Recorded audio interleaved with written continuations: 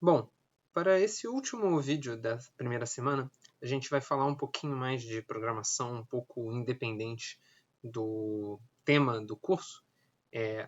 Na verdade, o tema que a gente vai usar é um tema do curso, mas a gente vai falar mais sobre técnicas de programação agora do que necessariamente sobre um problema de computação científica propriamente dita. E como vocês podem ver, o que a gente quer falar aqui é sobre funções com mais de um valor de retorno. Então, um exemplo bastante interessante de você pensar numa função com mais de um valor de retorno seria uma função que a gente pode construir para ter uma outra implementação da abscissão, certo? Que seria o passo da abscissão. O que faz o passo da abscissão? O passo da abscissão pega f, a e b, que é a função o a e o b, dos extremos do intervalo, e ele divide o intervalo por 2 e retorna um novo intervalo que você vai ficar, seja a e o ponto médio, ou seja o ponto médio e b. Então, quando a gente está pensando em retornar um intervalo, retornar um intervalo já tem uma complicação, porque o intervalo são dois valores, né? Não adianta dizer só o valor da esquerda ou só o valor da direita, porque se a gente estiver pensando no intervalo, o intervalo é a extremidade esquerda e a extremidade direita, é um par. Então a gente tem que retornar, alguma coisa como nova esquerda e o nova direita do intervalo. Então, isso é basicamente a estrutura de uma função que retorna mais de uma coisa. Simplesmente você escreve return e bota a lista de argumentos.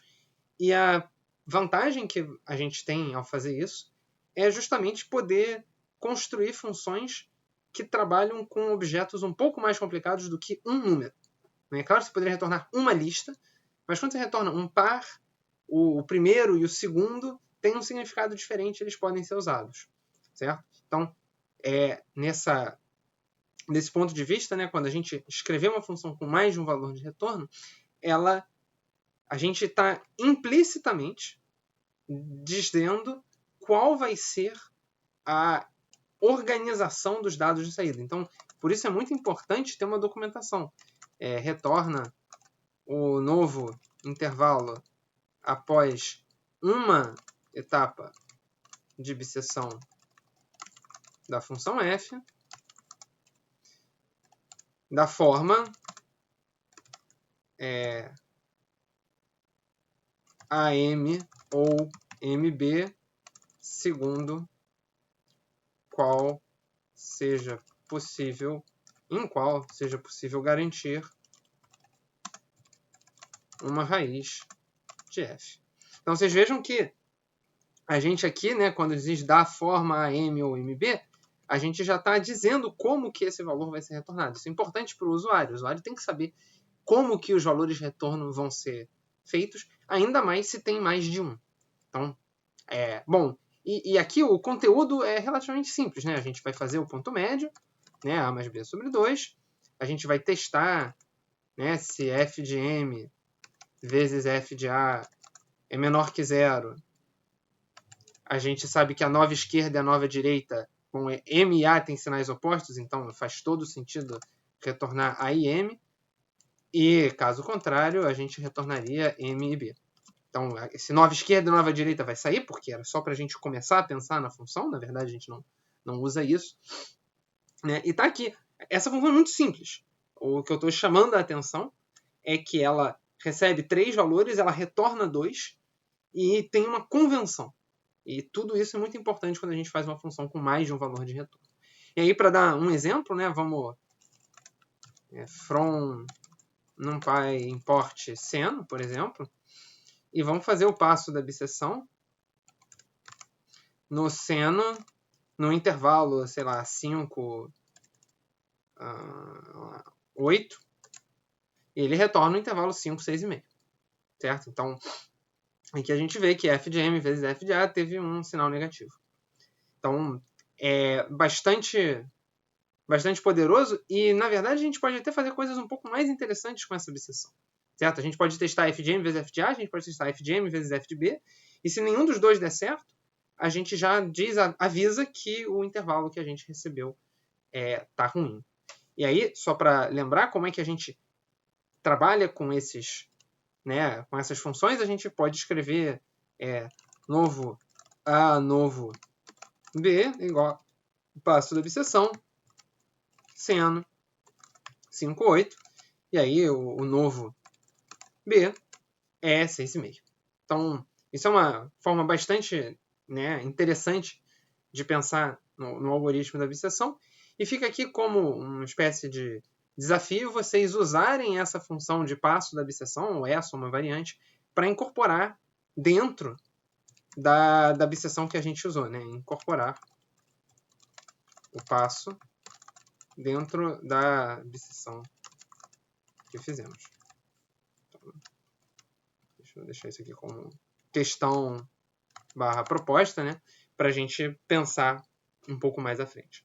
Então, o que a gente viu aqui foi uma coisa muito simples, né, de usar e retornar uma dupla, mas a gente pode fazer coisas mais complicadas com isso. E aí, de novo, para vocês pensarem, uma vez que a gente tenha feito isso, uma outra sugestão seria de retornar uma lista de extremidades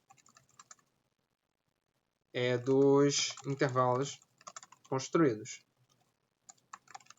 Certo? Que é uma função que vocês podem supor que eu já programei, porque se eu fiz aqueles gráficos do tamanho do intervalo ao longo da obsessão, das 50 iterações, ou das últimas 30 iterações da obsessão, como a gente viu lá no início, eu tive que escrever uma função que não apenas fazia a obsessão, mas que também retornava todas as etapas intermediárias, ou retornava as etapas intermediárias de acordo com alguma convenção.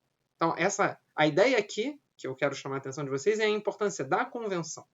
Certo? Uma vez que você vai fazer uma função que retorna alguma coisa mais complicada do que só a resposta, vai retornar como que a gente fez na resposta, quantas iterações levou para chegar lá, etc. É importante ter em mente que isso tem uma convenção, e essa convenção é a gente que estabelece, a gente programador. E, portanto, existe uma liberdade muito grande nisso, e com essa liberdade vem também, às vezes, uma dificuldade. Como que eu faço? E a minha sugestão é, em geral, como eu fiz aqui nessa função da obsessão. Comece com alguma convenção e depois vai mudando.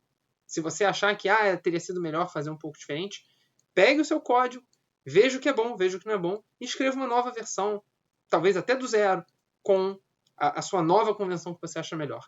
Muitos códigos melhoram assim. Você faz uma primeira versão, você está organizando as suas ideias, e uma vez que essas ideias estão bem organizadas, você pega isso e começa de novo com esse seu melhor entendimento. E aí o seu código vai ficar muito mais legível. Dá mais trabalho, mas quando você for reler o seu código daqui a um mês, na hora de usar num projeto, na hora de fazer na prova, ou simplesmente daqui a um ano, quando você tiver que dar manutenção numa coisa que você fez, você lembra do que está acontecendo. E esse é um esforço que vale bastante a pena. Tá bom? Então, com isso, a gente encerra essa semana sobre obsessão. Na semana que vem, a gente vai falar sobre erros e representação numérica no computador.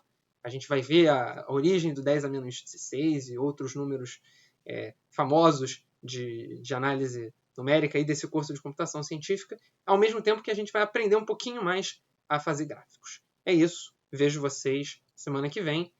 E bons exercícios, boa lista. Ela foi feita com bastante carinho para vocês.